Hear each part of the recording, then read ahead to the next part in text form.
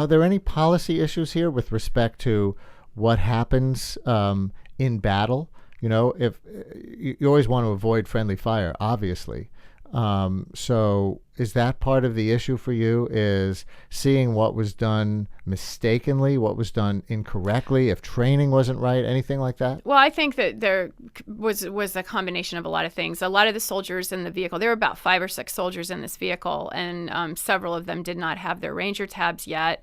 So I think that training probably did play a part. Some of it is the youth of some of the soldiers, I'm afraid, although that's not always the case. Some people are quite young and they process information and they are just fine. But I also think that,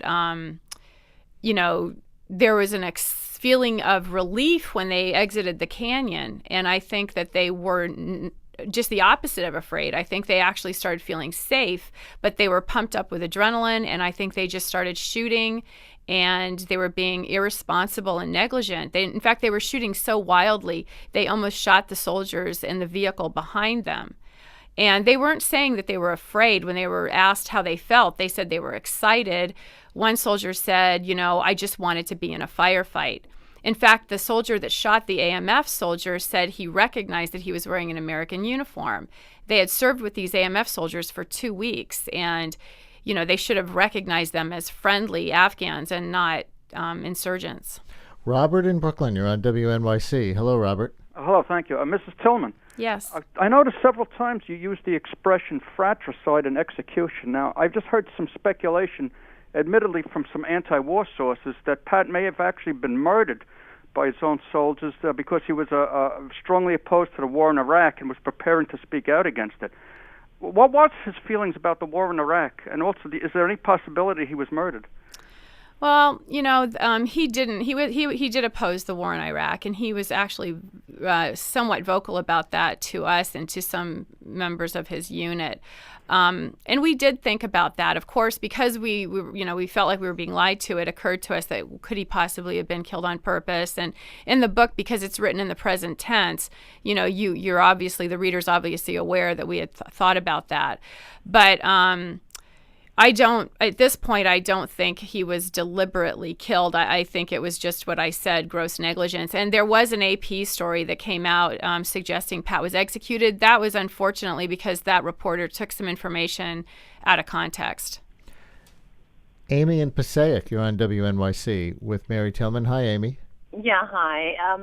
Mrs. Tillman, we appreciate your speaking about this issue. I'm the mother of 4 young children.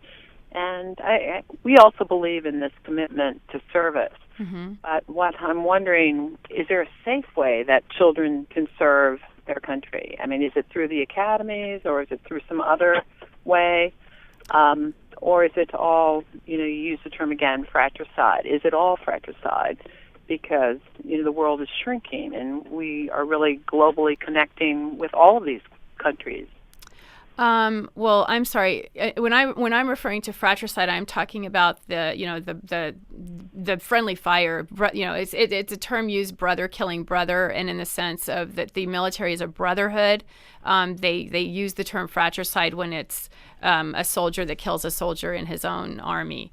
I'm not sure if you're understanding my meaning of the word. I think Amy is more generally anti-war and looking for peaceful resolutions. Right, and I appreciate that. I am not necessarily anti-war, although I think it's the absolute last measure, and I think that our actions going into Iraq were irresponsible and horrific. But that being said, I think you're right. I think that young people there's many ways they can serve their country, and the Army is, the military is only one.